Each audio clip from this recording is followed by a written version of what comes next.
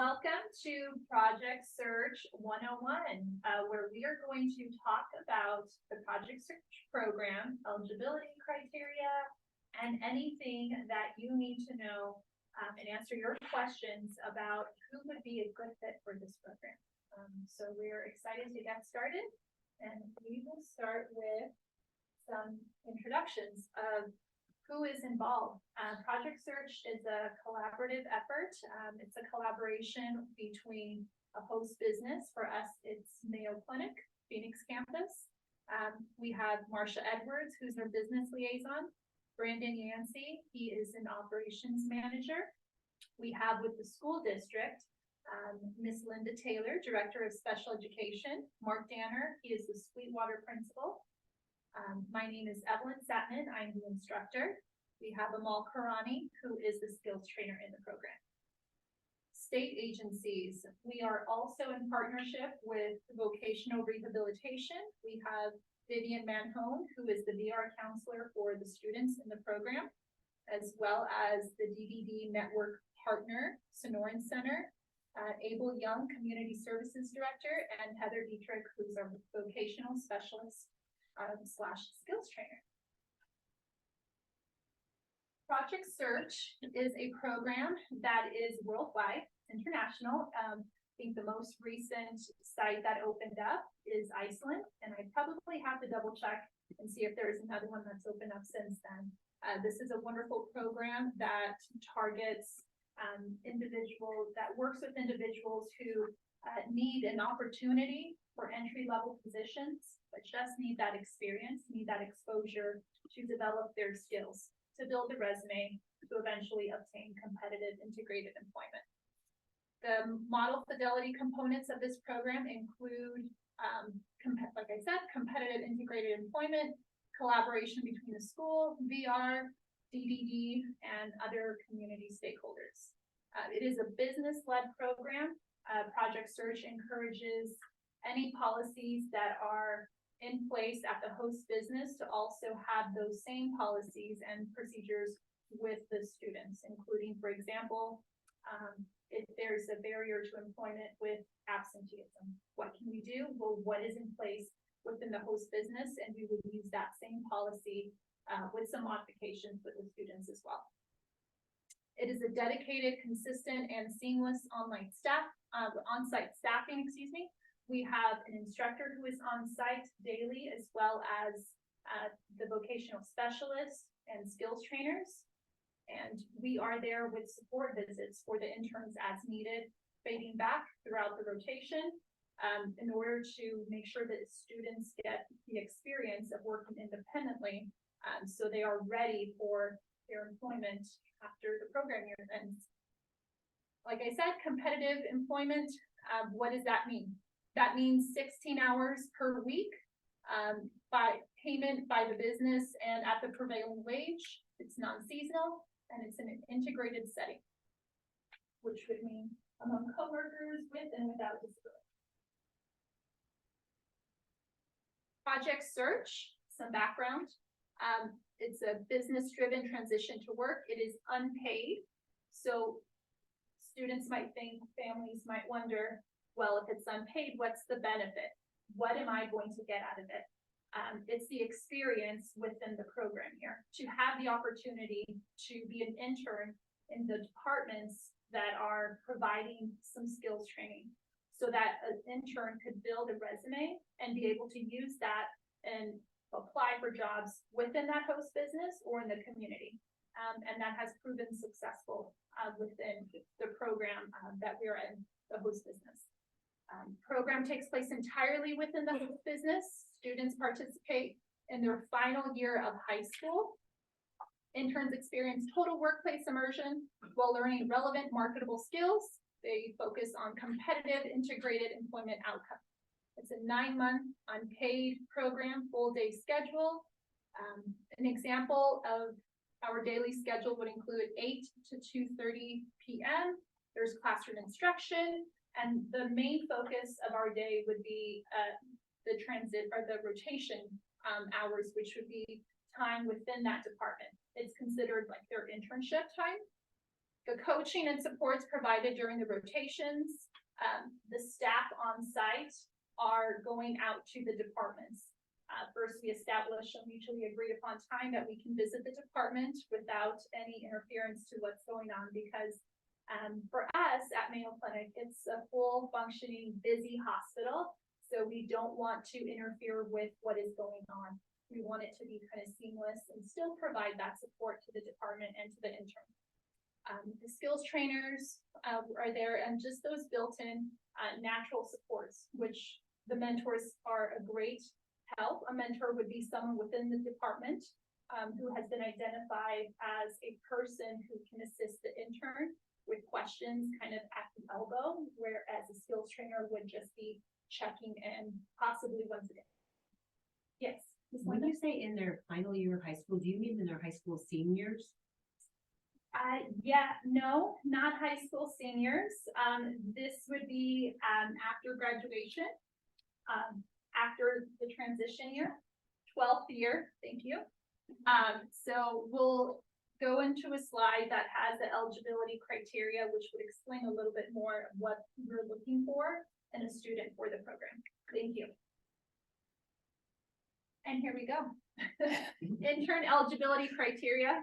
PVUSD students, so it has to be a student in our school district, in Paradise Valley Unified School District, between the ages of 18 and 22 years of age, who has a strong desire for competitive integrated employment, agrees that the school year that they're going to participate in the program is going to be their final year of services, has an individualized education plan, as an IEP, has a significant barrier to employment, demonstrates appropriate hygiene, social, and communication skills, has good attendance and behavior, able to take direction and change behavior as if needed, and does not require one-on-one supervision. Follow through with VR intake. So they must work with a VR counselor in order to determine eligibility and be able to move on in the process of participating in the program. Is willing to explore public transportation, and that's because Project Search does not provide any transportation to the program. The school district does not provide transportation to the program. So the options for transportation include a family member, dial-a-ride, sometimes we've had students take Uber, or even the public bus. And applicant selection is a competitive process. One more thing I'd like to mention is must meet the business clearance requirements. And currently for Mayo Clinic, it's passed the background check and the TB test, a negative TB test. Vocational rehabilitation. Okay. What is a vocational rehabilitation program? VR program's mission is to work with individuals with disabilities to achieve their goals for employment and independence. Who is eligible for VR services? Someone who has a documented disability, has a disability which presents a barrier to employment, having the potential and desire to work, needing services in order to work. There are services available for anyone who is interested in those individual services. They may email Vivian Manhome. So that would be vmanhome@azbes.gov or call 480-387-5330 for more information. Within the Project Search day, we start with employability skills curriculum. This is curriculum that is provided by Project Search, which has been researched, is evidence-based, has lessons with higher order thinking skills and different activities to reteach those targeted areas.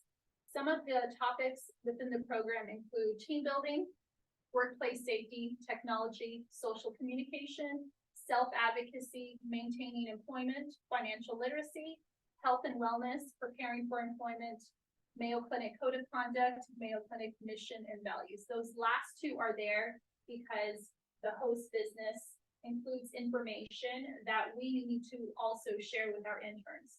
At the start of the program year, we have an orientation week or two, where we immerse the interns in everything that they need to know about the host business. Code of conduct, anything related to public, patient health information, HIPAA, information that would be shared with the new hire at Mayo Clinic. We want that same experience and exposure with the interns because they are going to be in that same environment. So the interns need to be aware of information that should be kept private, so that information is not being shared out in a way that could be invasive to the patient. Here's an example of what our day looks like. We start our day at about 8 o'clock. We ask that the interns arrive about by 7:50 so that they have enough time to settle into the classroom area, get ready to start right at 8. And that's building in those habits of time management and how to be punctual and show up to work prior to your start time so that you can settle in and be ready to go right at your start time. You know, it might be a little bit hard to see there, at least for me with the glare, but we have those same topics, as I mentioned, in our curriculum. Those are the topics that we include. We might also bring in community members to talk about different areas, professional development. Sometimes it's people within Mayo Clinic who have offered their time to coach the interns on mock interviews, how to build a resume, presentation skills. So in addition to what you see here, team building, workplace safety, technology, self-advocacy, maintaining employment, financial literacy, health and wellness, preparing for employment, and communication skills. It could be anything else that has been identified to assist the interns. Based on who we have in the program that year, we could bring in other resources to help. If we have 8 interns, for example, those interns leave the training room. We call that our training room because we want to kind of establish that language and simulate the workplace environment. So the interns at about 8:45 leave the training room to make their way over to their departments. And we want them to arrive with enough time to settle into their department and be ready to start by their start time, which is 9 o'clock. So from 9 to 2, the interns are working alongside a mentor and are learning the skills that have been identified by that specific department. We'll go over some examples of tasks in the slides to come. Within that time period, the 9 to 2, the interns have a 30-minute lunch, at a minimum, a 30-minute lunch. And during this time is when the on-site staff is visiting the interns to provide that job coach support visit. Identify anything that we could bring into the department to make things easier. It could be workplace accommodations, for example. When it's about 2 o'clock, the interns make their way back to our training room and we have a debrief discussion. It could be something that's journaling. It could be an open discussion where someone maybe talks about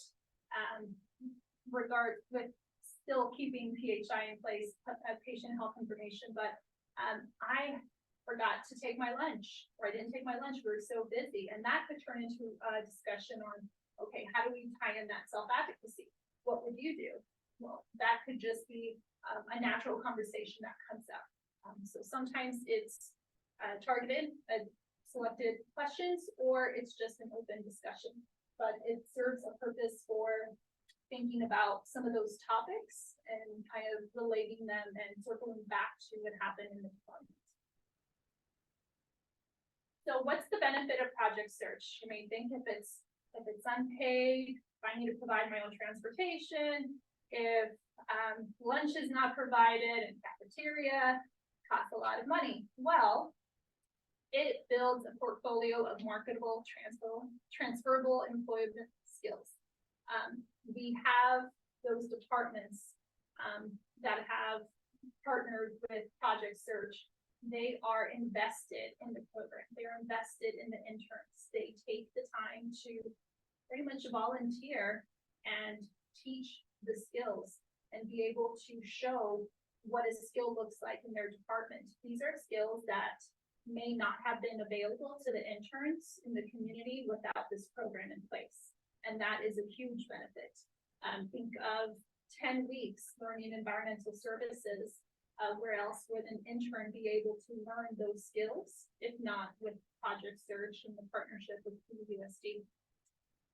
Job development, we cover the topics mentioned in previous slides, but we also work on job search, resume building, interview skills, networking within business partners, mock interviews. All of that is embedded within the program.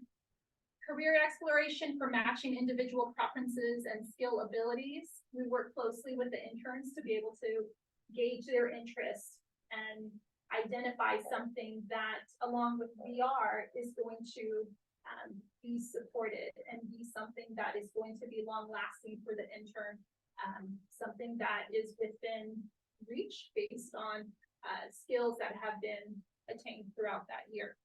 Interns will learn employability skills that will help them acquire and maintain employment, and all of this with the goal of competitive integrated employment. Here's an example. Well, here is the training room. Some pictures. We have our classroom space here in this picture. Interns are seated so that we're all facing each other. It kind of builds that classroom community, allows for conversations to flow naturally. We have a break room area. We have restrooms, not pictured here. We have some lockers and hooks for backpacks.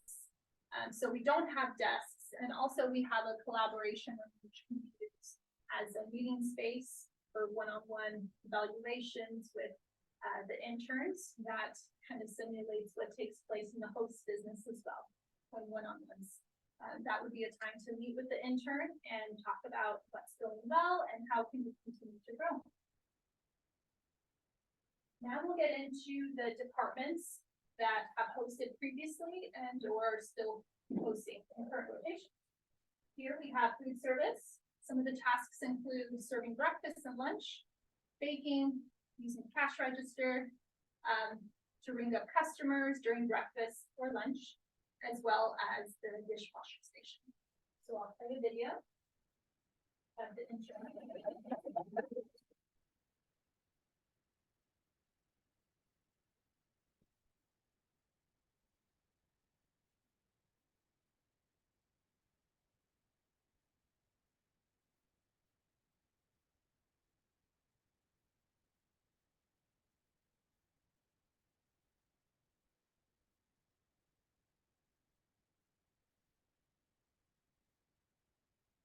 In food service, an intern must have their food handler's card, as well as non-slip shoes, and be able to wear all of the PPE that is required.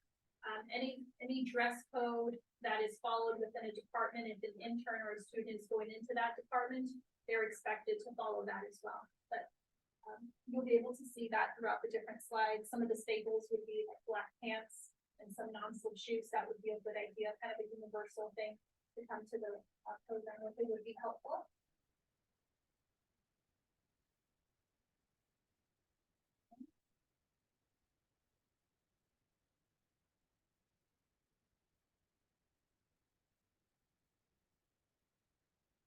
General service tasks include cleaning wheelchairs, moving the wheelchairs to the curb, transporting patients from the car to the lobby, and wayfinding. We have an intern who is cleaning a wheelchair. The interns in general services receive wheelchair safety training at the start of their rotation. And that is the same training that is provided to a new hire in the department.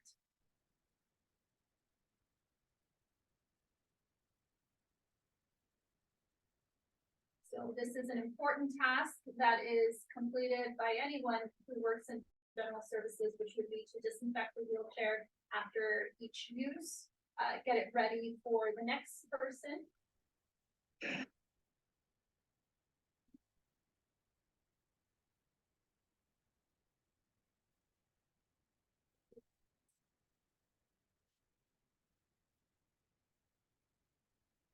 Desk operations, the tasks include cleaning exam rooms, checking in patients at the front desk, rooming patients, printing patient labels.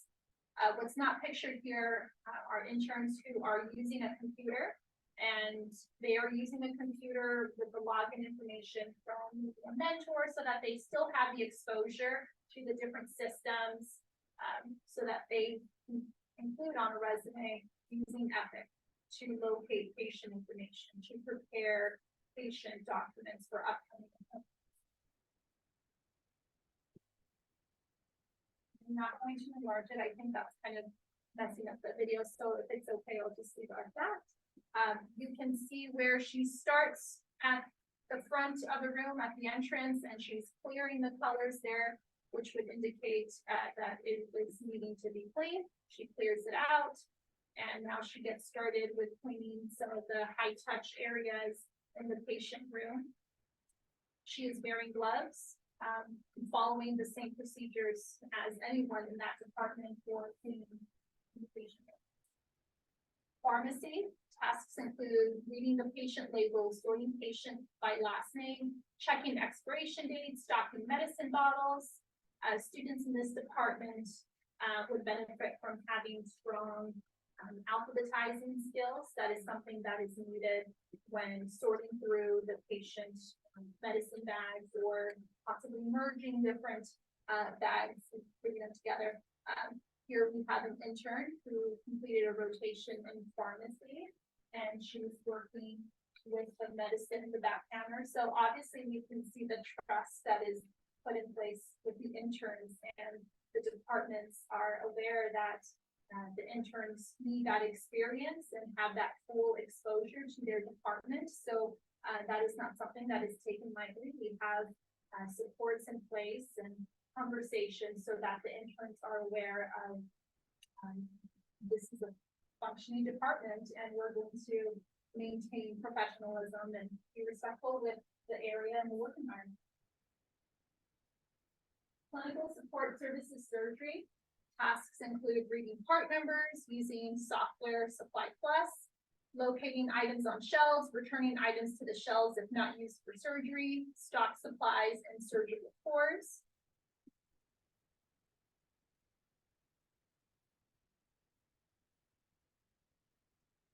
This is an intern who received a call from a mentor. I don't know if it'll hear the audio there.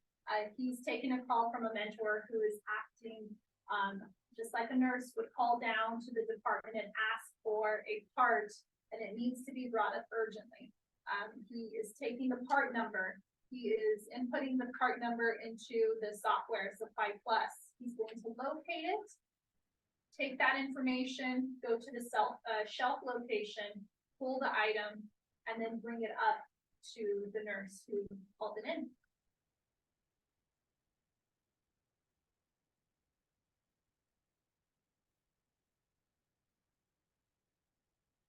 An intern in this department would use the same PPE and dress out into surgical scrubs, so someone who would be comfortable wearing surgical scrubs, because this would be a sterile environment.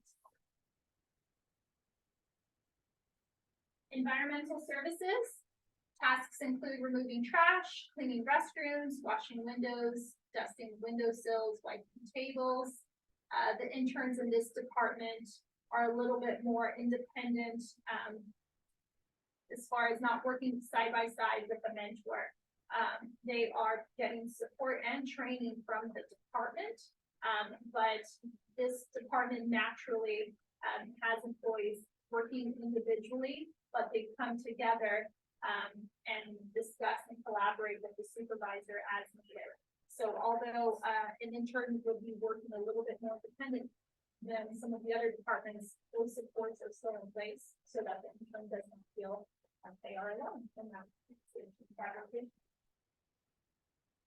There is a part that is available, and this would be a fully stocked part that is provided to the intern, similar to what's given to a typical employee in environmental services. Therapy services, it's split between outpatient and inpatient. Inpatient meaning anyone who is staying for a longer period of time. Outpatient, anyone who's coming in for a therapy session, just for that particular day or time frame. Assist the therapist in exercise for a patient, clean equipment, stock and organize cabinets, clean and change bedding.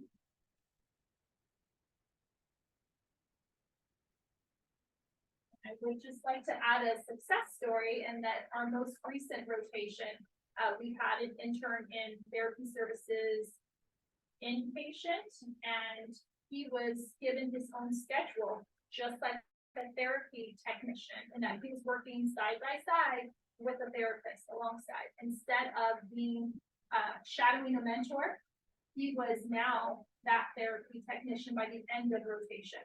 So that is a great example of the experience and what an intern would gain and benefit from this program. Building services. Assist with repairs using power tools, hammers, talking about how to hold power tools, some of the safety procedures, maybe safety levels, everything that would be needed as far as making repairs throughout the hospital. Pushing the equipment cart, transporting new equipment. And here is a video of a mentor who is guiding the intern on using a power drill for the first time.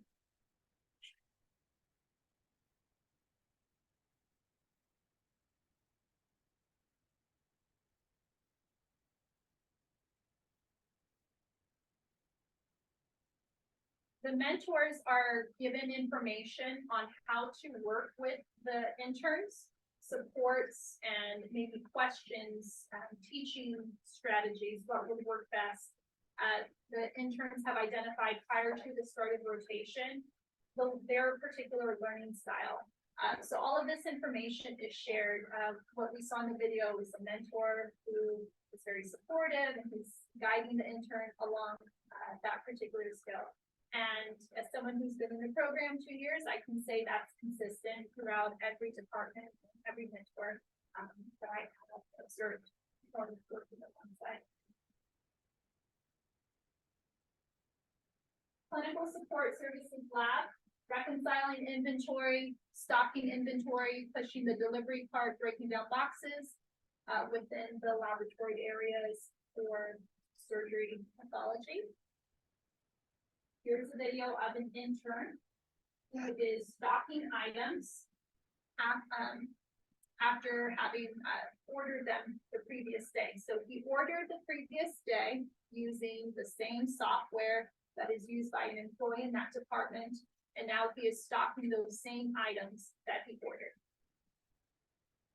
He's careful to arrange them in the same way as the mentor has them in that department. So this particular mentor is responsible for what they call a FAR room, it's their supply room, and he knows that there's a specific order to placing those items. And it's very careful to keep it consistent because that's what we're expecting. We have clinical support services procedural, ordering inventory using a PARX system, stocking inventory using first in, first out, checking expiration dates. Here's a video of an intern who is ordering.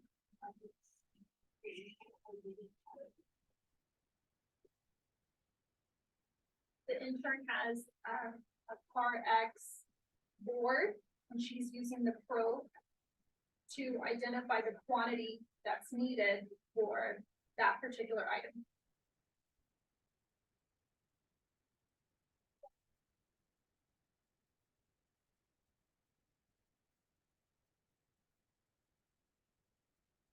The mentor allows her enough time to kind of work through, well, what do you think is needed? Give her that time to be independent with that decision making. And throughout the rotation, the intern was able to independently order the quantity that was needed. In this video, the intern is stocking the items that she ordered. the interns learn when stocking, it needs to be placed on the shelf in a specific way in order to maximize the amount of space that's there. So these are all skills that they can continue in a different job setting. Doesn't necessarily have to be in a medical field, but it could be stocking anywhere, any place that has inventory. So those transferable skills. Supply chain logistics tasks include assisting with received packages, using a scanner to sort packages on the cart, and delivering packages. This is an intern who is in the stock room. He's using a scanner to scan a blue label. He takes it to the cart that has the white label to match, and he's loading that delivery cart, which will then be taken to one of the trucks, and that truck moves it over to another dock.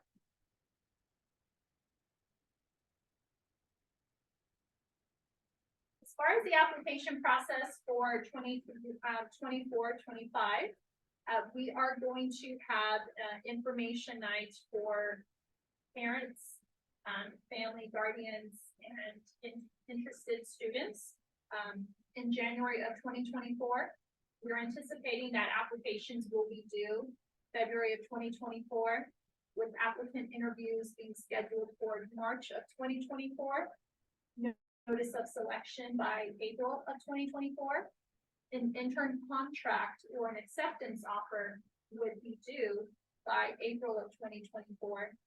And intern and family meet and greet tentatively for May of 24. That would be an opportunity for the interns to visit Mayo Clinic, to visit the Project Search training room, and answer any questions regarding the upcoming program here. And of course, for any additional questions, we will be sure to share out the contact information, any questions related to the school district, eligibility, Mayo Clinic, the host business, and vocational rehabilitation information will be shared. Questions?